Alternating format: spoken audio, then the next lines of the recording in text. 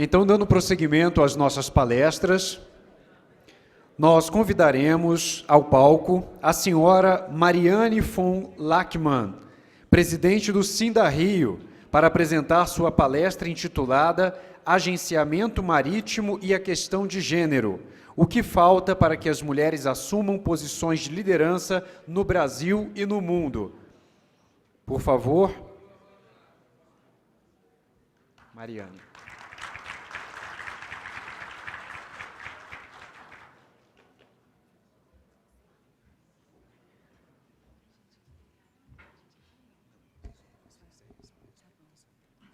Tá bom. Bom dia a todos. É uma alegria estar aqui em mais um encontro nacional de praticagem. Primeiro, eu gostaria de agradecer ao senhor Gustavo Martins e a todos os práticos e práticas aqui presentes pela linda homenagem. Eu não sabia de nada e fiquei muito emocionada. Eu queria saudar todas as autoridades presentes, na pessoa do Almirante Lima Filho, nosso diretor de Portos e Costas, nosso grande parceiro. E eu queria agradecer a presença de todos vocês aqui para dividir, nessa manhã, algumas das ideias a respeito da questão de gênero. Há talvez 3 semanas atrás, o Gustavo me telefonou e me disse que ia fazer uma homenagem nesse encontro do CONAPRA para celebrar 5 anos da habilitação das primeiras práticas. E ele me pediu: Mariane, você poderia fazer uma apresentação de 10 minutos? Eu gostaria de... Você pode apresentar a sua visão sobre a questão de gênero? Eu fiquei meio engasgada, né, porque eu não sou uma especialista na questão de gênero e nunca me agreguei a causas feministas, né? Eu sou totalmente devota à causa da educação, como muitos de vocês sabem, totalmente devota à causa da competitividade e da sustentabilidade. Então, eu vim trazer aqui para vocês realmente a minha visão. Talvez ela seja polêmica. Eu acho que eu não vou conseguir fazer o show que a Débora acabou de nos dar, maravilhosa, Débora, muito boa comunicadora, mas a intenção é passar rapidamente, eu trouxe apenas 10 slides, passar o mais rapidamente possível e depois que a gente possa fazer uma conversa, um verdadeiro encontro sobre essa questão de gênero, que é uma questão que tem muitas camadas de complexidade, e aqui eu vou pincelar algumas delas. Então, vamos lá. O que falta para que as mulheres assumam posição de liderança no Brasil e no mundo? Próximo slide, por favor.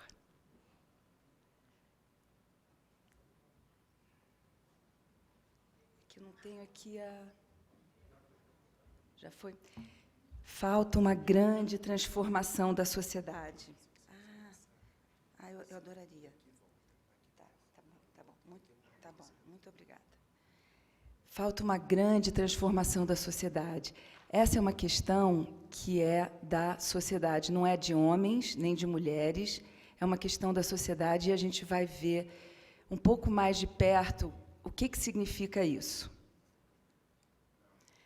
Quando a gente olha, como disse a Débora, para a população brasileira, de acordo com o último censo de 2010, a gente vê que a população em idade ativa, e aí são todos os brasileiros e brasileiras entre 16 e 65 anos, você vê uma realidade que é majoritariamente feminina. As mulheres são 51 e alguma coisa dessa população. Mas a gente vê que, na população economicamente ativa, essa realidade se inverte. E a gente tem as mulheres participando com pouco mais de 40% e os homens quase 60%. Aí, olhando para esses números, nós vemos que a diferença da população em idade ativa para a população economicamente ativa masculina é de 19% menos, por várias razões. 19% dos homens brasileiros entre 16 e 65 anos não são considerados na população economicamente ativa. Mas, quando a gente vê a questão do ponto de vista da população feminina, a gente vê que esse desconto, eu vou passar a chamar de desconto, esse desconto é de quase o dobro. A gente sai de 66 milhões de mulheres para 39 milhões de mulheres na população economicamente ativa. E aí, a gente pensa assim, meu Deus, mas será que tem tantas mulheres assim, mais doentes, ou ou com mais problemas do que a população masculina para entrarem ou quererem entrar no mercado de trabalho? A minha visão é que a gente tem aí uma diferença grande, que eu estimei em 14 milhões de mulheres. Como é que eu estimei isso? Se a gente usar, pensando numa sociedade de equilíbrio de gênero, se a gente pensar que a gente teria o mesmo desconto de 19% para a população feminina em idade ativa, a gente chegaria a 54 milhões de mulheres na população economicamente ativa. A diferença de 54 para 39 são esses 14 milhões que eu acho que são as mulheres que estão cuidando das nossas crianças, cuidando dos nossos idosos e cuidando dos nossos doentes. E eu peço desculpas, mas, por falta de palavras melhores, eu simplifiquei isso em atividades do lar. Mas, na verdade, isso é um contingente enorme da população brasileira que se dedica à família, para que a família não se desestruture, e essas atividades não são remuneradas. Por que o equilíbrio de gênero importa para o nosso país? Porque é uma ótima oportunidade da gente melhorar a sustentabilidade do nosso país. O que eu quero dizer com isso?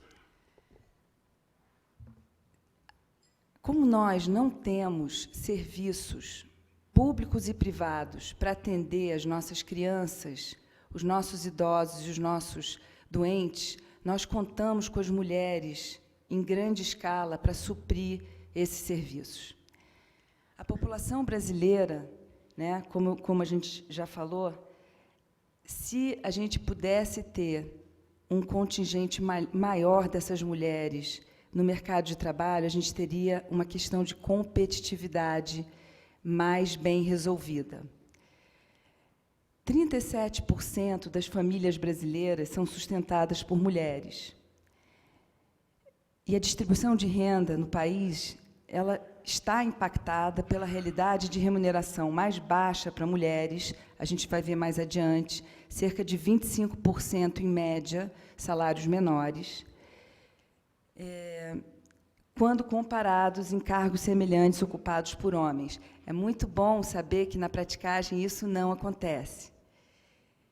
As atividades do lar, que são essas que eu acabei de falar, que ocupam 14 milhões de mulheres brasileiras, elas contribuem enormemente para a preservação desse tecido social. E está difícil de ler, e eu não decorei esse texto. Eu adoraria ter um microfone para poder olhar isso de... Não tem, né? Mas tudo bem, eu vou e isso... muito obrigada.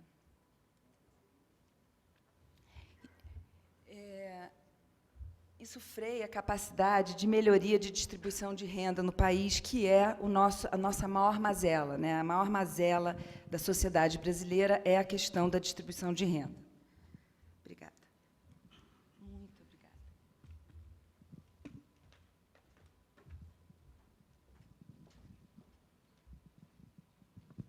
Então, E por que o equilíbrio de gênero importa, insistindo, por que o equilíbrio de gênero importa para o Brasil? Porque é uma oportunidade de melhoria da competitividade das empresas. Então, nós temos aí 3% no Brasil de CEO mulheres, de presidentes de empresa mulheres. Você vê, Débora está por aí? Débora, você vê que é muito próximo do número de 2,5% que as práticas já alcançaram. É incrível, em 5 anos, e a gente está falando aí, talvez, de uma trajetória de 40 anos, talvez há 40 anos atrás a gente tivesse a primeira presidente mulher, né? No mundo, é 9%, né? 3 vezes mais. Em cargos de alta direção, que são cargos de diretoria e conselho de administração, a gente tem 15% no Brasil, e a média mundial oscila em torno de 22%. Nossos salários, como eu já tinha colocado, são menores no Brasil, em torno de 25% e 30%. São 10% só de deputado na Câmara de Deputados, as mulheres, 10% na prefeitura, 12% nos conselhos municipais. Então, a pergunta e a colocação é a seguinte: se as mulheres não ascendem e a população feminina é maior que a masculina, o setor privado se vê diante da necessidade de transformação dessa realidade para agregar competitividade. E isso é um fato, e é por isso que esse assunto de gênero está na pauta de quase todos os trabalhos de competitividade e de sustentabilidade no Brasil e no mundo. O agenciamento marítimo não é diferente, a gente não se destaca nessa questão de gênero, muito pelo contrário. Vocês podem ver aí que, de um universo de 6.400, 34% são mulheres, e isso está, então, portanto, abaixo da média nacional, que eu mostrei em alguns slides atrás, e 24% são as mulheres em cargo de liderança, mas aí são todos os cargos de liderança, não apenas os cargos de alta direção. Dentro do universo do Sindario, onde nós temos 44 empresas de agenciamento marítimo, e nós conseguimos a resposta de 37 dessas empresas, ou seja, um número altamente expressivo, nós temos que 44% das empresas associadas não têm mulheres em cargos de liderança, e 14% das empresas associadas ao Sindario não têm mulheres em seus quadros de colaboradores. Então, é uma amostra altamente não homogênea, não é nada homogêneo, é muito, oscila muito e tem um desvio padrão enorme. Esse é a média de distribuição de cargos em países... Agora, eu não me lembro exatamente, a gente não está falando aqui do Brasil, a gente está falando daqueles 22% de cargos de alta direção ocupados por mulheres. Desse universo, 27% estão na área de recursos humanos, 18% na área financeira, 14% na área de controladoria, 12% na área de marketing, 10% em vendas, 9% são os CEOs, como a gente já tinha visto, diretor de operações e 4% em informática. Então, a gente vê aqui a característica muito concentrada nas atividades de suporte, e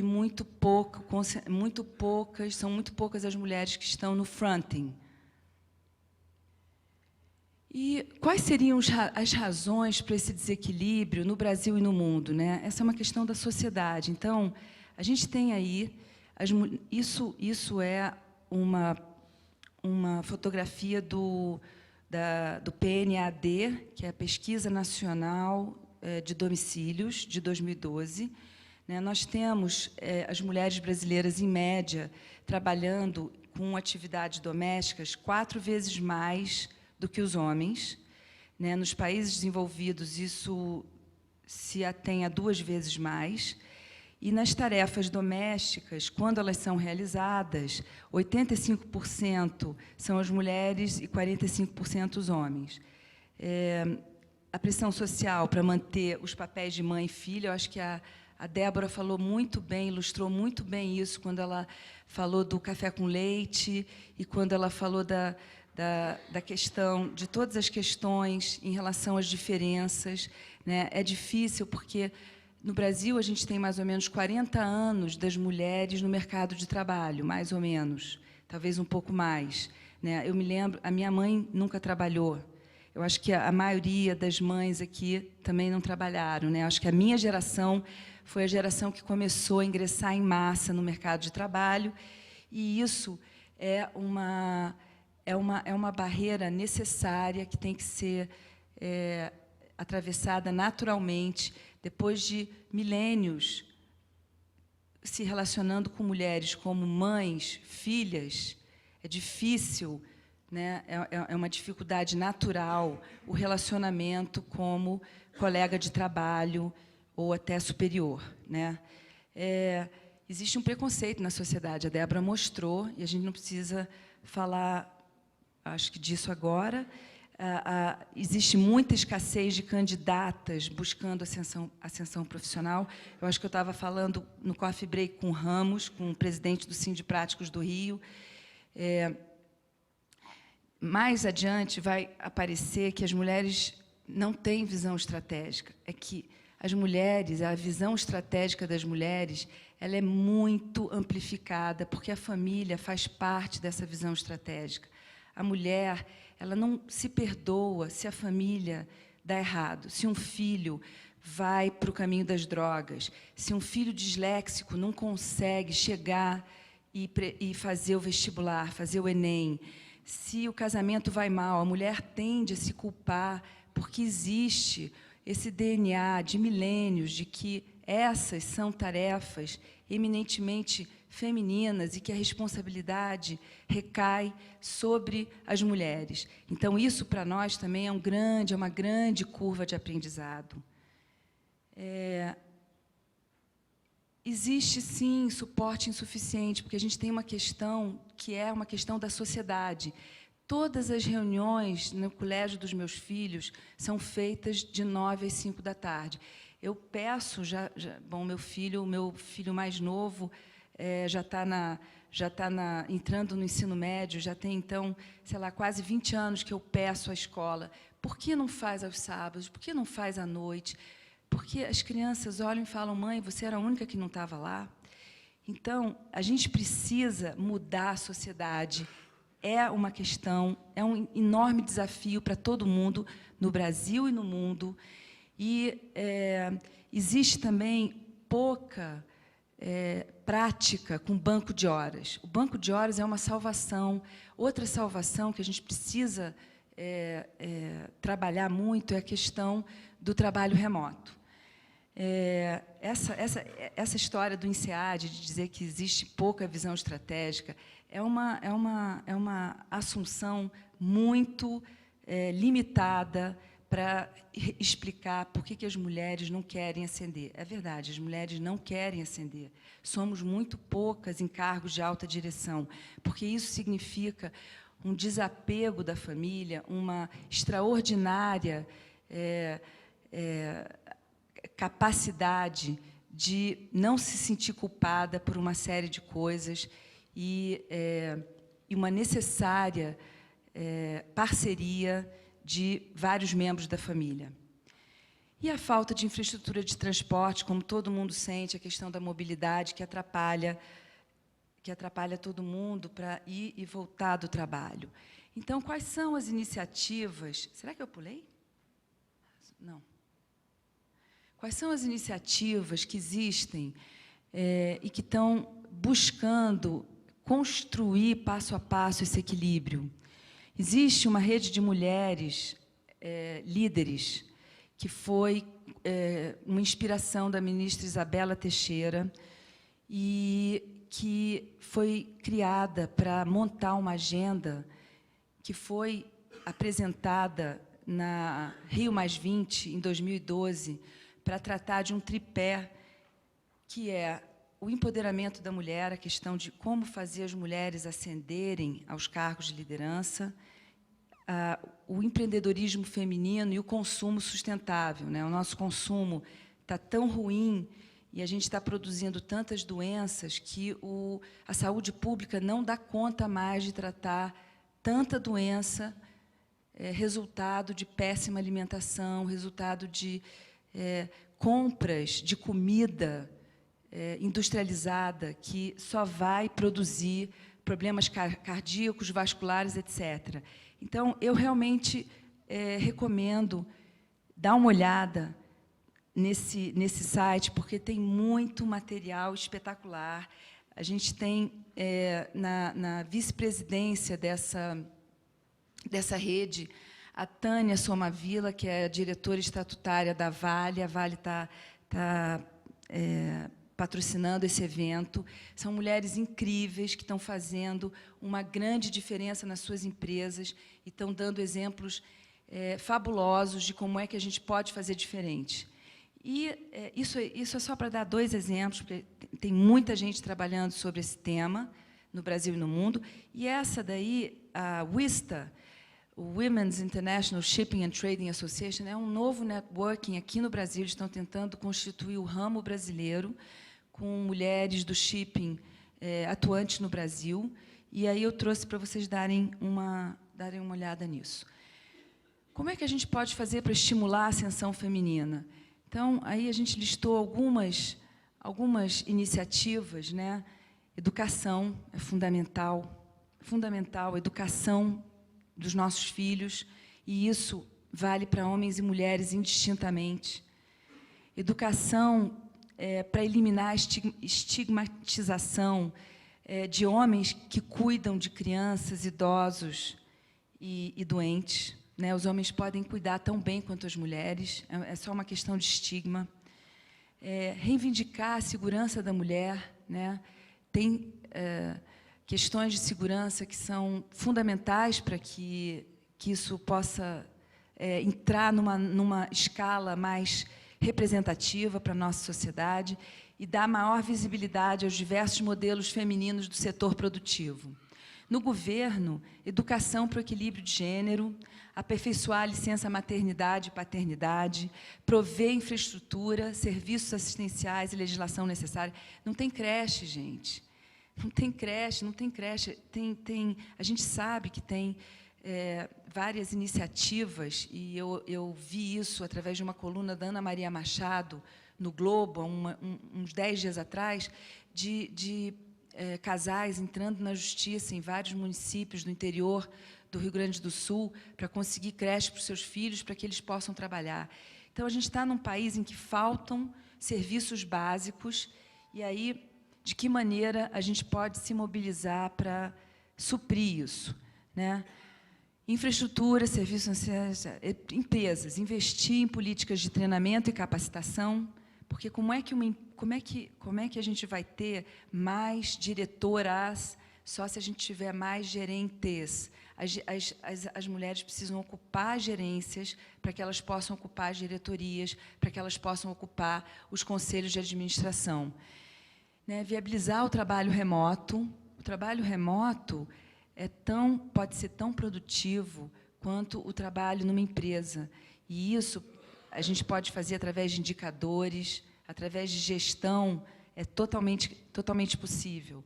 E nas políticas de mentoring e banco de horas. E as mulheres devem buscar a capacitação adequada aos novos desafios, educar os filhos para a igualdade e estimular a sua organização para eliminar o preconceito de gênero. Então, eu trouxe aqui para vocês algumas sugestões de reflexão. Foram questões que me inspiraram. O primeiro é o lançamento dos ODS, os Objetivos de Desenvolvimento Sustentável, que substituíram os Objetivos do Milênio. E, daqui a poucos dias, a gente vai ter mais uma Assembleia Geral da ONU, e a gente vai ter a questão da Meta 5 bastante abordada. Esse é um artigo da Rosiska Darcy. A Rosiska Darcy é imortal, é uma grande escritora e uma especialista na questão de gênero. E eu vou deixar aqui com o Gustavo, também está no site do Sinda-Rio. Tem um artigo de menos de 2 páginas que ela escreveu para a COP21, que é a conferência das Nações Unidas em Paris para debater a questão climática, e ela fala aqui de uma ecologia do tempo. Esse livro, que é um clássico da Rosisca, Reengenharia do Tempo, incrível, um livro incrível, que eu realmente recomendo, e esse livro polêmico, totalmente polêmico, do Michel Houellebecq. Ele é um grande escritor francês, ganhador do Prêmio Goncourt. Ele escreveu esse livro esse ano, Submissão, ganhei de presente. É um livro muito polêmico, a gente não vai falar mais disso, mas eu acho que vale a pena ler para... Desculpa. Então, muito obrigada, eu estou à disposição de vocês para a gente conversar sobre esse tema. Eu espero que vocês tenha agregado alguma coisa para o dia de vocês. Muito obrigada.